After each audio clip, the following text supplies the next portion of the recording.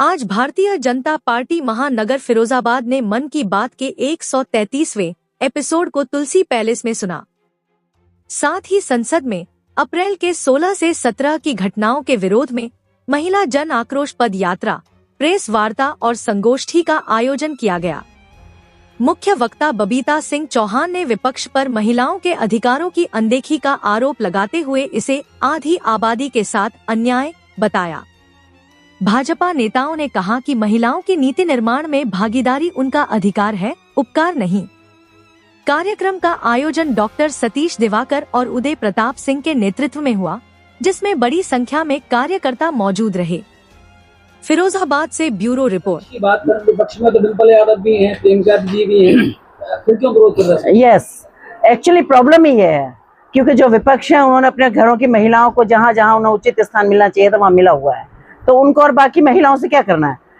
क्योंकि ये एक परिवारवाद है, क्योंकि उनके परिवारों की महिलाएं भी सब सेट हैं। आप देखिए ना, पूरी पूरी फैमिली कहीं ना कहीं रिप्रेजेंट कर रही है कि सब सांसद हैं, कोई विधायक हैं, कोई एमएलसी हैं, कोई जिला पंचायत है, कोई कुछ है कोई कुछ है। बाहर की महिलाएं बताएं कि उन्होंने कितना किसको चांस दिया है।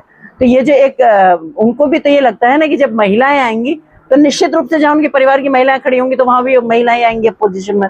तो ये जो बिठा रखी है इन्होंने अपने घर की महिला, इनके लिए भी एक कंपटीशन तैयार होगा, तो इनको क्या चिंता है और किसी को क्यों आने देंगे? क्यों हो सकता है अगर सामने कोई और मजबूत महिला आ जाए और वो इनको घर में बिठा दे, तो दोनों ही बात है ना। तो ये इनको तो कोई टेंशन नहीं है, ये सिर्फ और सिर्फ वोट तक महिलाओं को सीमित रखना चाहते हैं।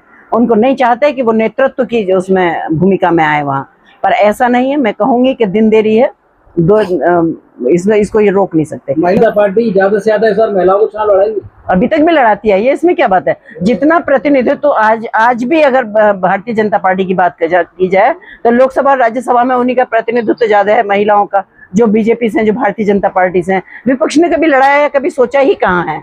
तो निश्चित रूप से क्यों नहीं होगा, जरूर लड़ेंगे महिलाएं उसमें भी। क्या मुद्दा रहेगा इस बार 2027 में आप लोगों?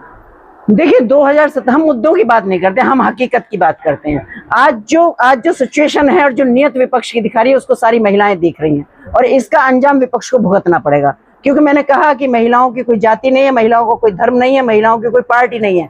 महिला देश की आधी आबादी है और ये सच है, और देश की आधी आबादी को उनके अधिकारों से वंचित रखा गया है, ये भी सच है। तो इसलिए महिलाएं कभी माफ नहीं करेंगी। महिलाओं में बहुत आक्रोश है और ये आक्रोश कभी समाप्त नहीं होगा, और ये आक्रोश की जो वो है इनको भुगतनी पड़ेगी विपक्ष को। इस बार मान लिया कि 2027 तो चुनाव महिलाओं 100%, क्योंकि ये जो आक्रोश आप देख रहे हैं ये समाप्त होने वाला नहीं है। क्योंकि महिलाएं भीख नहीं मांग रही थी, महिलाएं 33% अपना आरक्षण अपना हक मांग रही थी, और हक की लड़ाई को लड़ते लड़ते उन्हें 70 साल हो गए, और 70 साल में आज तक कभी उनको हक नहीं दिया। सिर्फ वोट की राजनीति की, महिलाएं सिर्फ वोट तक सीमित हैं। विपक्ष ने कभी नहीं चाहा सिर्फ वोट तक उनको सीमित रखा, क्योंकि 2023 में भी जब ये प्रस्ताव आया था तो सिर्फ वोट की राजनीति हुई थी। उन्होंने कभी नहीं चाहा कि महिलाओं को सीट पर बैठाया जाए।